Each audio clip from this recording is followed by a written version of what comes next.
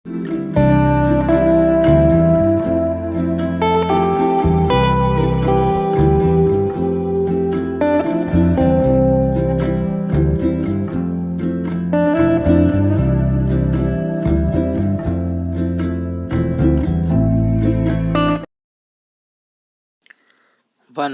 2, 3 start. माननीय उपसभाध्यक्ष जी, मैं इस विधेयक पर जो 30 अप्रैल को प्रस्तुत किया था अपनी राय दे चुका हूं और इसका मैंने समर्थन किया था और आज भी मैं समर्थन करने के लिए खड़ा हुआ हूं।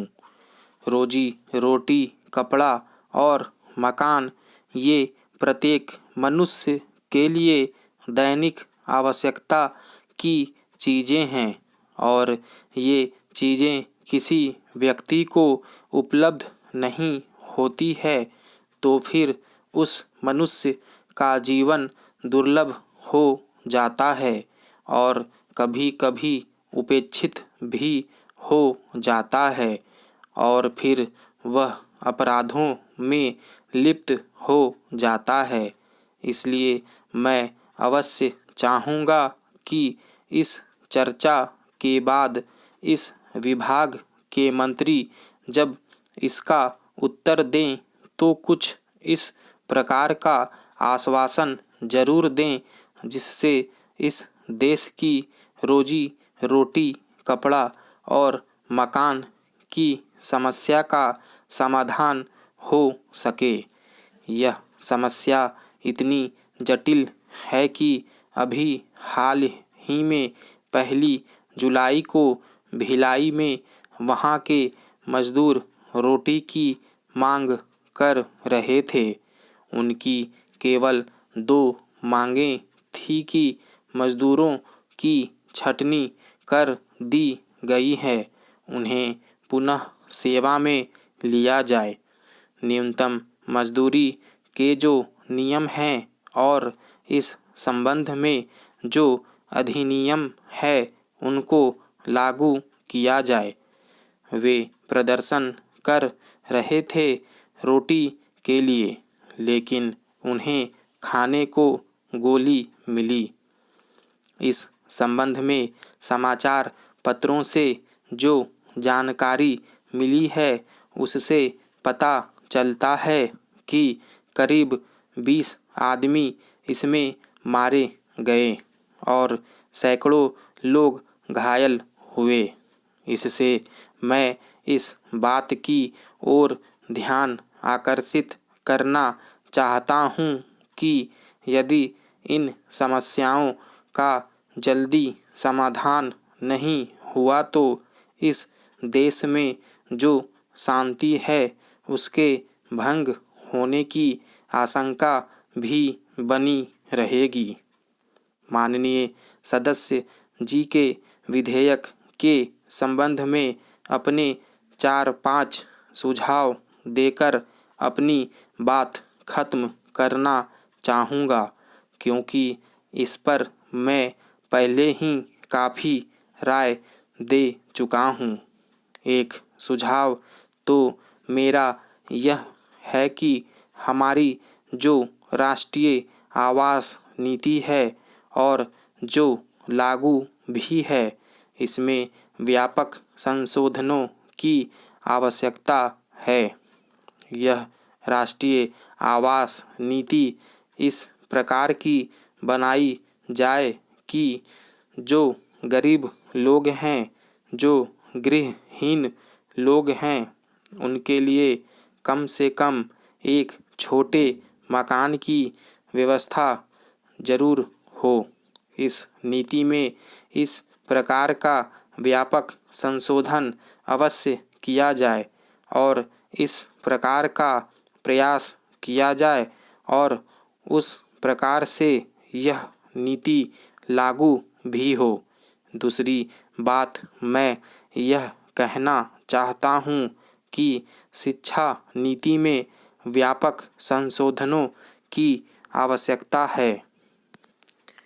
माननीय उपसभाध्यक्ष जी स्कूल कॉलेजों से हमारे जो छात्र निकलते हैं और तकनीकी संस्थाओं से जो छात्र निकलते हैं उनसे बेकारों की फौज ही बढ़ती है। इसलिए मेरा सुझाव है कि इस प्रकार की हमारी शिक्षा नीति बने कि जब नौजवान और छात्र इन संस्थाओं से निकले तो उनको रोजगार मिले और वे बेकारों की फौज न बने। तीसरी बात मैं यह कहना चाहता हूँ कि हाल में एक भानु प्रताप सिंह कमेटी बनी थी और उस कमेटी ने कुछ सिफारिशें की थी। उनकी एक सिफारिश थी कि कृषि को उद्योग का दर्जा दिया जाए।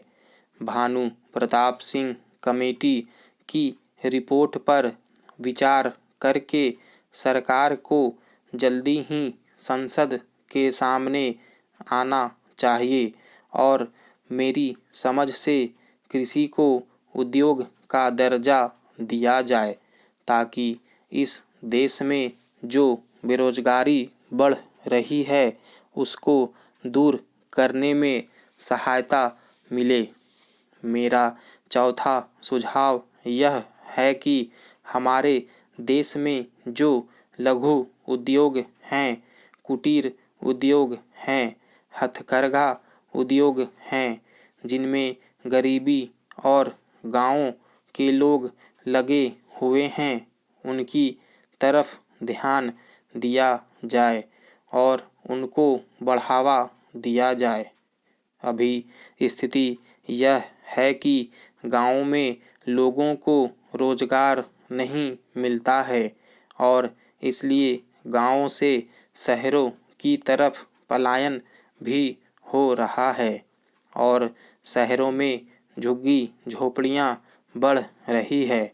इसलिए मेरा सुझाव है कि इन उद्योग में जो लोग लगे हुए हैं उनको सहायता देनी चाहिए और उनको इस प्रकार से सहायता दी जानी चाहिए कि इन उद्योगों में वृद्धि हो ताकि ये लोग रोजी रोटी कमा सकें और अपने परिवार का भरण पोषण कर सके। बहुत दिनों से यह मांग चल रही है कि जो काम का अधिकार है इसको मौलिक अधिकारों में जोड़ा जाए।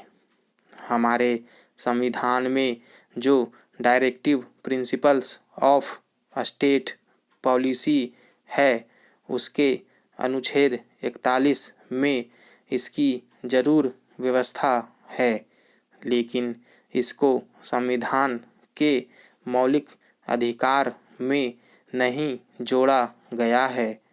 इसलिए मेरा सुझाव है कि इस मांग को सरकार को मान लेना चाहिए और काम के अधिकार को मौलिक अधिकारों में जोड़ना चाहिए। श्रीमान, इस संबंध में जो बात माननीय सदस्य जी ने अपने विधेयक में प्रस्तुत की है, हो सकता है कि उससे सरकार सहमत ना हो, लेकिन उनका जो विधेयक है उसमें दिए प्रावधानों को लेकर सरकार को अपनी नीति स्पष्ट करनी चाहिए। स्टॉप।